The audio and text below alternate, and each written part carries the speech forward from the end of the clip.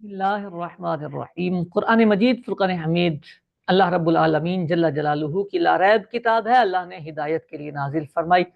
ہدی للمتقین بھی اللہ نے ارشاد فرمایا، ہدی للناس بھی اللہ نے ارشاد فرمایا، یہدی بہ کثیرا بھی اللہ نے ارشاد فرمایا، اور پھر اللہ نے اسے آسان بھی رکھا، فرمایا وَلَقَدْ يَسَّرْنَا الْقُرْآنَ لِلذِّکْرِ، قرآن پاک آسان۔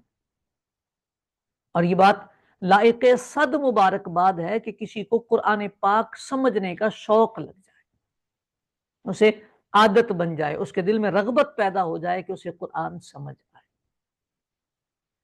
اور بہت سارے احباب اس بات پہ توجہ دیتے ہیں، لیکن آج چھوٹی سی ایک گزارش ان کی بارگاہ میں کرنی ہے جنہیں قرآن فہمی کا شوق ہوتا ہے، دلچسپی ہوتی ہے قرآن سمجھنے میں۔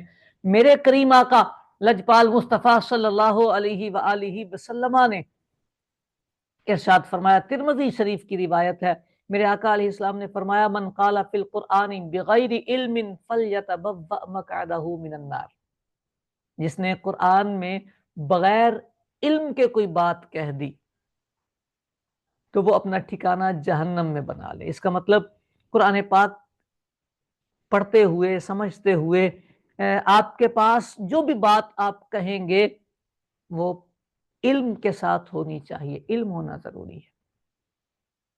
ایک بندے سے ہماری گفتگو ہوئی تو اس نے ہمیں صاف بولا، اس نے بولا اللہ نے قرآن آسان رکھا ہے، مولویوں نے بیریئر لگائے ہیں اور اس لیے لگائے ہیں کہ اپنا فرقہ بچا سکے۔ نہیں، ہم نے نہیں لگائے، مصطفیٰ کریم نے لگائے، اور آپ کو یہ بات سمجھنی پڑے گی۔ اگر آپ آج اچھا قرآن پاک پڑھتے ہیں، خالی عربی پڑھتے ہیں، سمجھنے کی بات نہیں، اگر آپ عربی اچھی پڑھتے ہیں قرآن پاک کی تو اس کا مطلب یہ ہے کہ آپ نے اس کا بھی علم سیکھا ہے، اس کے مخارج سیٹ کیے ہیں، اس کی صفات کا آپ خیال کر رہے ہیں۔ اور اگر آپ نے اپنے مخارج بھی سیٹ نہیں کیے، صفات کا بھی خیال نہیں کرتے اور آپ لعن جلی کرتے ہیں تو امت کا بالاتفاق فیصلہ یہ ہے کہ آپ گناہ گار ہوں گے، آپ گناہ گار ہوں گے۔ قرآن پاک نے ہدایت نہیں دی، یہاں پہ آپ کو روک لی اپنی ہدایت۔ اچھا، یہ صرف ایک ہی پلیٹ فارم نہیں، آپ عربی سے آگے آنا چاہتے ہیں، قرآن سمجھنا چاہتے ہیں، اب آپ کہتے ہیں میں ترجمے والا قرآن پڑھتا ہوں، پڑھیں ترجمے والا قرآن، بے شک پڑھیں آپ ترجمے والا قرآن، لیکن آپ کے پاس رائے دینے کی اجازت پھر بھی نہیں آپ کو ملے گی۔ آپ سمجھیں، عبرت حاصل کریں، نصیحت حاصل کریں، اخلاقیات درست کریں۔ آپ مسائل پر بات نہیں کر سکیں گے، آپ نظریات پر بات نہیں کر سکیں گے، آپ کو استدلال کرنے کی اجازت نہیں ملے گی، کیونکہ استدلال بغیر علم کے یہ جہالت ہو جائے گا، اور محبوب کریم صلی اللہ علیہ وسلم کی وعید اس پر صادق آئے گی، فَلْيَتَبَوَّأْ مَقْعَدَهُ مِنَ النَّارِ۔ میرے قریب آقا صلی اللہ علیہ وسلم نے ایک اور مقام پہ ارشاد فرمایا، سنن ابی داود کی روایت ہے، ترمذی میں بھی یہ موجود ہے، ارشاد فرمایا، من قال فی القرآن برأیہ وَأَصَابَ فَقَدْ أَخْطَأَ، جس نے قرآن پاک میں اپنی رائے سے بات کی، درست بات کر دی، پھر بھی اس کی غلطی مانی جائے گی، نہیں مانی جائے گی۔ علم ہونا ضروری ہے۔ امام المفسرین علامہ جلال الدین سیوطی شافعی رحمت اللہ تعالی علیہ فرماتے ہیں کہ 17 علوم ضروری ہیں مفسر بننے کے لیے، قرآن کی تفسیر بیان کرنے کے لیے۔ اس کا مطلب یہ کہ ہمیں محتاط رہنا چاہیے، ہمیں محتاط رہنا چاہیے۔ ہم نے بڑے بڑے اکابرین کو دیکھا ہے کہ قرآن مجید فرقان حمید کی آیات طیبات کا استعمال بڑا ہی محتاط کیا کرتے، یعنی جدید دور میں اگر انطباق کرنا ہے تو ہزاروں مرتبہ سوچتے کہ کیا یہ مسئلہ اس کا آیت مبارکہ کا مصداق بنے گا یا نہیں بنے گا۔ ہمارے دور میں بس ایک یہ چونکہ ٹائٹل بہت اچھا ہے، ہم قرآن کی بات کرتے ہیں، ہم قرآن کی بات کرتے ہیں، ٹائٹل بہت اچھا ہے، اس ٹائٹل کا مس یوز کر کے اپنی ویورشپ بڑھانے کے لیے، اپنے یوں کہہ لیں کہ سوشل میڈیا سے پیسے کمانے کے لیے اگر کوئی بندہ اپنی آخرت کو داؤ پہ لگائے تو کتنا گھاٹے کا سودا ہے۔ آپ تجربہ کر کے دیکھ لیں، جو شخص بغیر علم کے استدلال کی دنیا میں گیا ہے اور قرآن پاک سے اس نے استدلال کرنے کی کوشش کی ہے، اس نے غلطی، اس نے امت میں افتراق پیدا کیا ہے، انتشار پیدا کیا۔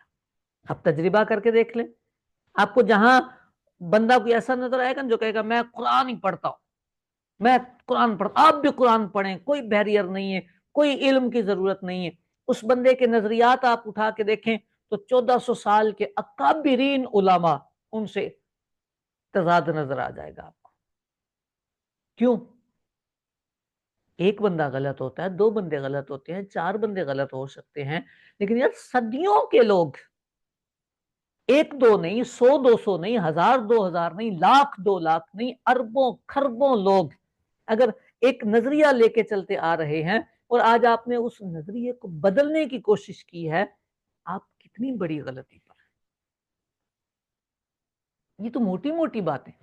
یعنی ایک بندہ آج اٹھتا ہے 1400 سال بعد، اور وہ تابعی بزرگ جنہوں نے صحابہ سے ڈائریکٹ دین سیکھا، تابعی بزرگ خیر القرون والے، ان سے اختلاف کر دیتا ہے. لو، ان کو تو سمجھ ہی نہیں لگی. ایک بات سمجھنے والی ہے، اور صرف خیر القرون کے ہی نہیں، ان کے بارے میں لاکھوں اربوں لوگوں کی گواہی موجود ہے کہ وہ مجتہد ہے. بس ہمیں خود سمجھ میں آتا ہے. یہ خود سمجھ میں آنے والا امت میں افتراق پیدا کرتا ہے. وَاعْتَصِمُوا بِحَبْلِ اللَّهِ جَمِيعًا وَلَا تَفَرَّقُوا. اسی کو فرقہ واریت کہا گیا کہ یہ انتصار پیدا ہوتا ہے، افتراق پیدا ہوتا ہے، نیا فرقہ جنم لیتا ہے، اور یہ گمراہی کی علامت بتائی گئی. اللہ کرے کہ بات سمجھ آئے. خاص طور پہ وہ طبقہ جسے تھوڑا سا دینی کام کی لگن لگ جاتی ہے اور وہ آیات کا انطباق کرتا ہے، یہ مشرک ہو گیا، یہ کافر ہو گیا، یہ مزاروں پہ فٹ ہو گئی آیت مبارکہ. اللہ کے بندو کریں، کام کریں دین کا، لیکن پہلے مطالعہ کریں، علم حاصل کریں. میں نے ایک پچھلے کلپ میں کہا تھا، مشہور آیت مبارکہ ہے ایاک نستعین. آپ اس پہ ہزاروں کلپ بناتے ہیں، آپ مزارات پہ بھی بولتے ہیں، آپ پیروں فقیروں پر بھی بولتے ہیں، بہت کچھ بولتے ہیں آپ اس آیت کے تناظر میں. لیکن اللہ کے لیے اپنی ذات پہ ذرا غور کر کے دیکھیں، آپ نے اس آیت پر بیان کرنے کے لیے کتنی کتابوں کا مطالعہ کیا، کتنی کتابوں کا مطالعہ کیا. اگر آپ نے کیا ہے تو آپ کو مبارک ہو، اور اگر آپ نے نہیں کیا تو پھر اپنی آخرت کے لیے، خدا کے لیے اپنی آخرت برباد نہ کریں. اللہ کرے کہ بات سمجھ آ جائے. دیں اجازت، ملیں گے آپ سے پھر، قسمت نے ساتھ دیا، زندگی نے وفا کی تو فی امان اللہ.